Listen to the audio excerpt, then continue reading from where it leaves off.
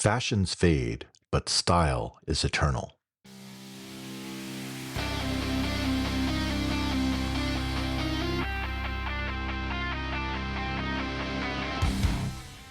Welcome to the Throttle and Roast podcast. I'm your host, Niels Meersschaert. I want to try a thought experiment with you. Close your eyes. Now imagine a motorcycle rider. What do you see them wearing? If it's a black leather jacket and blue jeans, you're not alone.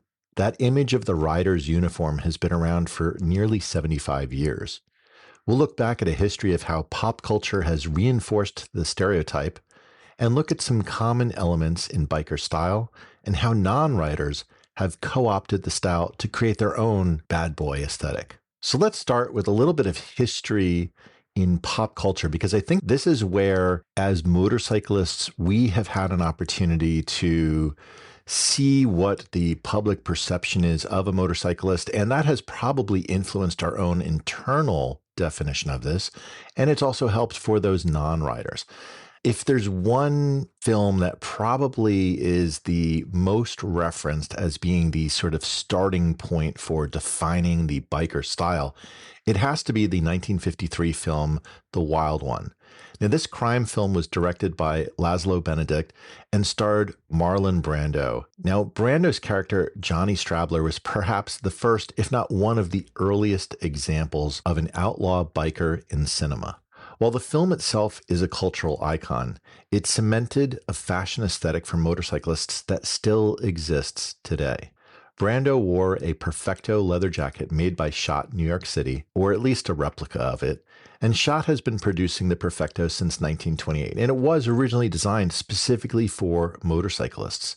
And paired with blue jeans, a t-shirt, and leather engineer boots, the image of the motorcyclist was truly cemented with the Wild One. Now, 1963 brought The Great Escape, and this featured Steve McQueen. Now, McQueen himself, as an actor, was actually personally an avid motorcyclist and even performed some of his own stunts in the film.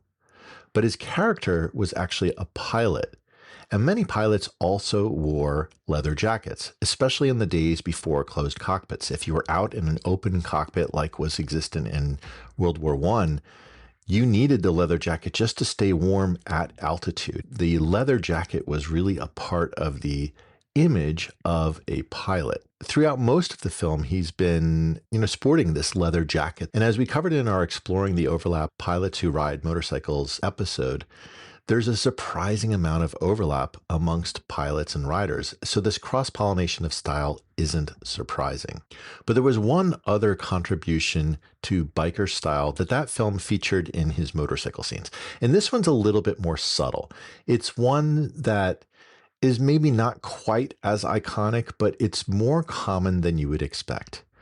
And this is essentially a sweatshirt with the arms cut off to become a t-shirt.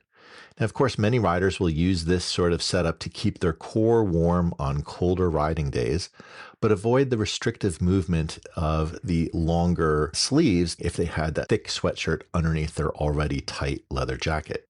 And just a few years after The Great Escape, Easy Rider, and this is another classic biker film. It was released in 1969, and this saw Peter Fonda and Dennis Hopper out on the open road. Now here, the formula for the image of the rider didn't change all that much. Fonda's character still sported a black leather jacket, albeit with some stripes and the American flag emblazoned on the back. And Hopper's character had a buckskin jacket with tassels in more of an earth tone. Now, this counterculture style still remains a common theme amongst riders, and many women's riding jackets often keep the tassels, maybe even as an homage to this film. Now, both characters wore dark sunglasses, both to protect their eyes from the wind and bugs, but also to cut down on the Southwest's beating sun. So this image of a motorcyclist with the sunglasses, the blue jeans, the leather jacket, this has become such a commonplace image. And many films today do provide a little bit of an homage, at least, to Easy Rider, because it did create that image that was so powerful. Now, another film that did feature some motorcyclists, also in this sort of still outlaw biker. This has been a common running theme amongst many of the films that we've talked about thus far. But the post apocalyptic film Mad Max was released in 1979, and this even kept that perfecto jacket, even as the lead character Max drove a car. But in one of the opening scenes, perhaps the most pivotal for him, was his wife and son were killed by bikers who were also sporting that classic leather jacket, although many of them also had leather pants to match. And this formula from Hollywood of the outlaw biker really didn't change all that much. In 1981, we had The Loveless. This starred William Dafoe picking up the mantle of Brando with another one of these biker outlaw films. And this one was set in the 50s, same time period as what was set for the Wild One, because it was actually released in the 50s. And with the now ubiquitous uniform of a leather jacket and blue jeans, Defoe's character Vance runs with an outlaw gang of greasers. Now, if we jump forward about 20 years, there's going to be the first film that starts to, or TV series, that starts to change a little bit of the common perception of motorcyclists as belonging to this outlaw biker gang. And that was really with Long Way Round. And this was released in 2004. Perhaps this TV series is really the one that helped kick off the adventure motorcycle segment's popularity. Long Way Round and the subsequent films all featured Ewan McGregor and Charlie Boorman on board BMW GSs, at least for the first two series. And then they were wearing their BMW branded textile adventure suits, and thus the aesthetic of the modern ADV rider was born. So this is the beginning of where we start to see a little bit of different variation from the classic leather jacket. Perhaps the most campy homage to some of the earlier films was the 2007 film Wild Hogs. And of course, this had John Travolta, it had Tim Allen, and also featured Ray Liotta as the almost cliche at this point, bad boy, outlaw biker. In this case, it was kind of funny because this film was really about the suburban middle-aged men leaving their fantasy aboard their Harleys with the requisite uniforms of jeans and a black leather jacket. And it's almost making fun of this weekend warrior stereotype that I think a lot of people have as a belief of those who ride. And maybe it is somewhat true because, at least from some reports in the US here, more than half of riders ride less than 1,000 miles a year on their bikes. So if you're doing so few miles, you might be only riding on the weekends. You might only be riding down to the local pub or cafe or whatever you're doing.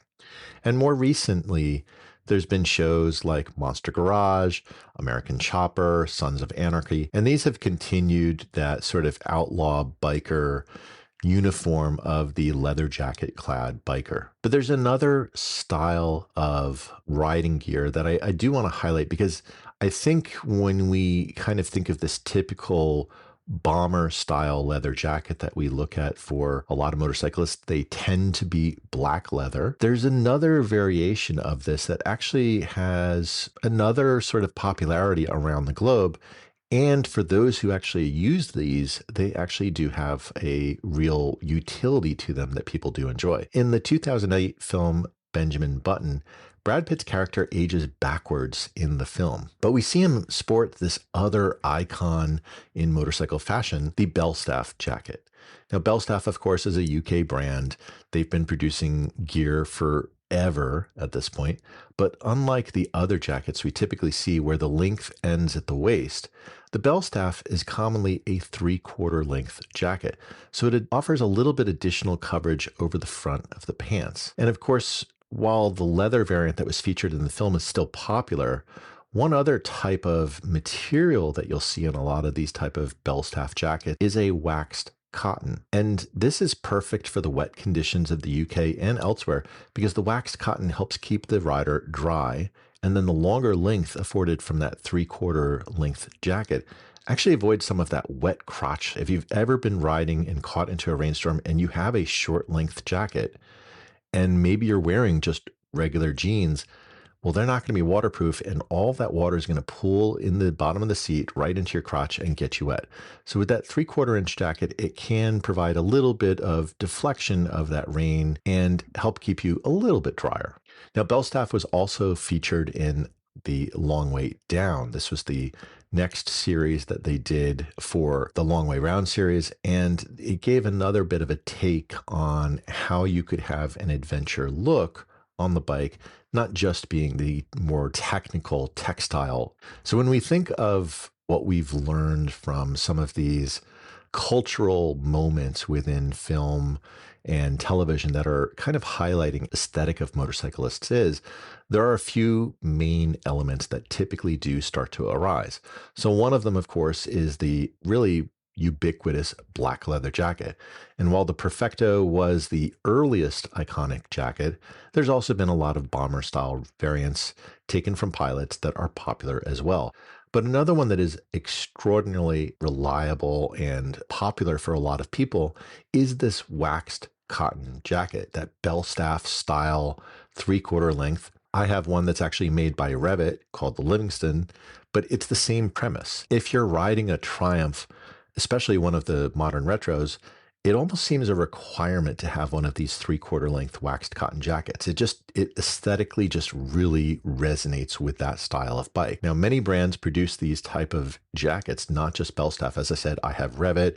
There's a few other brands that are producing these type of jackets, especially if you have one of the British style bikes, whether it's a Royal Enfield or a Triumph, a BSA, etc. The style of that 3/4 length jacket really seems to resonate quite well with them. Now, another one that you will see pretty commonly is almost these very bright leather jackets and leather pants. And this will typically be on a sports bike rider. Now, they might be wearing it as a single piece suit, or it could be a two-piece suit, but the bright colors will tend to match the bright colors on the motorcycle. And this is another aesthetic that you'll see out there. Some people will combine the two styles, so they'll have a bright leather jacket that matches with their sport bike, but still be using blue jeans. So people will mix it up a little bit, if you will, in terms of the style that they want to use. Now, another couple of elements that we'll see in these pretty commonly is leather boots. Of course, what we saw in the Wild One was the emergence from the 1940s of the leather engineer boots. These gave a little bit longer protection over the ankles. The idea being is that if you were riding and you had a fall off of the bike, as you're sliding along, it's not going to hit into your ankle quite as bad because you've got more coverage. And of course, those textile suits that I mentioned, like the Adventure Rider ones, and these will come from a number of different brands. BMW, of course, makes their own style of these jackets. You've got other brands that are out there. Revit makes a lot of good gear for it. Climb, of course, here in the US, does some phenomenal adventure style suits. And these are all made out of textile. So these will be a little bit different than you would get from a typical leather. A lot of leather jackets, while they look extraordinarily cool, the problem is you really don't want to get them out in wet weather. And a textile jacket, some of these will even be full Gore-Tex lining inside, or they'll have a Gore-Tex covering on the outside of the jacket. So you don't even need to put in a liner. And this is why a lot of people have started to use these more textile jackets, especially for adventure riding. Here in the US, a lot of people will use, especially if they're doing a lot of common commuting, they might use an Aerostitch Roadcrafter suit. Now, the Aerostitch Roadcrafter, I have one. Mine at this point is probably 10, 15 years old, but the thing's still rock solid. The beauty of that suit is basically you can get in and out of the suit in about 30 seconds. And you can wear it over normal street clothes. You could just wear your regular clothes. I've taken it to go to work and I'm wearing maybe a full suit or whatever. You can just zip on the suit on top of it, get to where you're going, zip out, and no one's the wiser that you came in on a motorcycle. So there's a real beauty of that. And a lot of motorcyclists, especially those who are doing long miles, the advantage of this being able to get in and out of that suit really quickly is a huge benefit.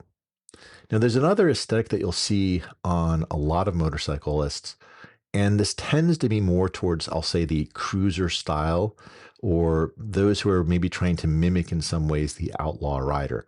And this is the imagery of having skulls. And the skulls might be on the jacket, it might be on some elements that they've added onto the bike. But if you really think about this, motorcyclists, we're always facing our own mortality every time that we ride. It is more dangerous to ride a motorcycle than to ride a car just because we are more exposed. And so the skull has really been a staple in this biker style to kind of reflect that mortality that comes in. You see some of these imagery or iconography of these skulls and related sort of symbology that is part of the biker aesthetic. And this leads us to some of the mainstream appeal. As I said, what we've talked about thus far was the imagery of motorcyclists in film. We've talked about some of the common elements that we as riders are commonly using in terms of our attire as we're riding. But the style of riders is something that many want to emulate, whether they ride or not. And there's even some guides that are out there for non-riders to emulate the biker style. And I'll actually throw a bunch of them into the show notes because as I was doing some research for this episode, I thought it was really funny just to see how many of them were talking about how you can look like a biker.